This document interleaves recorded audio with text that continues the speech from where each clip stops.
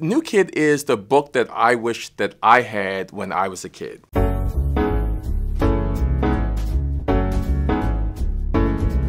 Hi, I'm Jerry Kraft, and I'm the author and the illustrator of New Kid, an upcoming middle grade graphic novel, which is about a young boy who's 12 years old named Jordan Banks, who loves nothing more to draw. He lives in Washington Heights, which is a section of New York City, and he wants to be an artist when he grows up. However, his parents don't want him to be an artist because they don't think he can make a living. So each day he ends up having to go from his community in Washington Heights all the way up to the affluent community of Riverdale, where he is actually one of the few kids of color.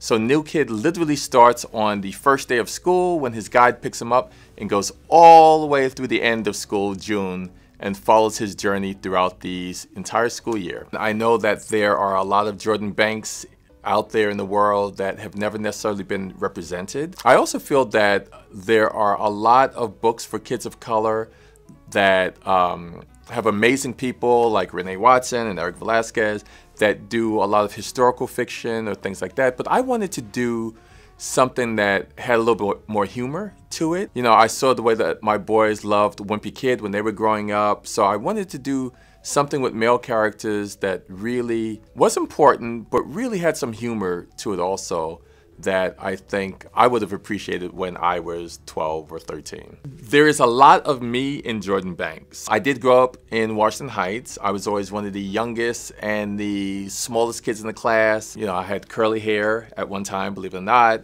light skin. So I was the light-skinned kid around my neighborhood in Washington Heights, but then I was the African-American kid when I went to school in Riverdale. I wanted to be an artist, but my parents sent me to a school in Riverdale, so I would commute every day, which is really going from one world completely to something that I had only ever seen on TV. And the other thing is that I turned around and did the same thing to my kids. So my two sons, Jay and Aaron, went to a school in New Canaan, Connecticut, which is equally as affluent. So I really got a chance to witness this, first of all, experience it as a kid and a student who was trying to fit into a community that was not necessarily what he was born into, and then watching my sons trying to do the same thing, only it's much different now because of things like social media and some of the things that they were exposed to that I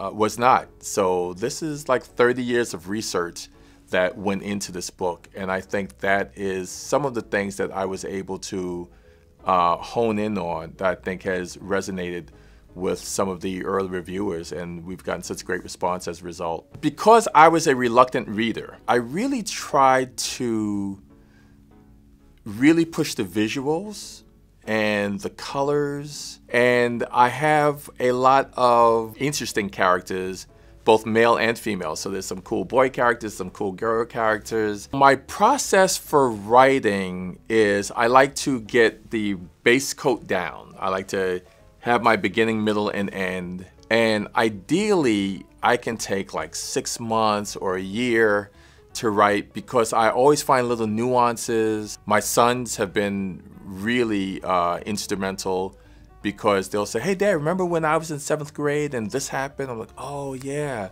So put something like that. When I do school visits, I do a lot of school visits, I'm always listening to the dialogue and how kids relate.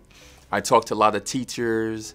And whenever I do my school visits, I always say to kids that, you know, you have 2 ears and 1 mouth, that way you listen twice as much as you talk. So I try to pick up on body language, nuances, facial expressions, things like that. So as I take that, I just add more layers and things like that. So it builds up the interest, the humor, and I probably read it 100 times. My editor will tell you that every time I set the new draft, there were like new jokes in there and new things, which hopefully he liked, but I know he's happy with the end product. So that's the writing process.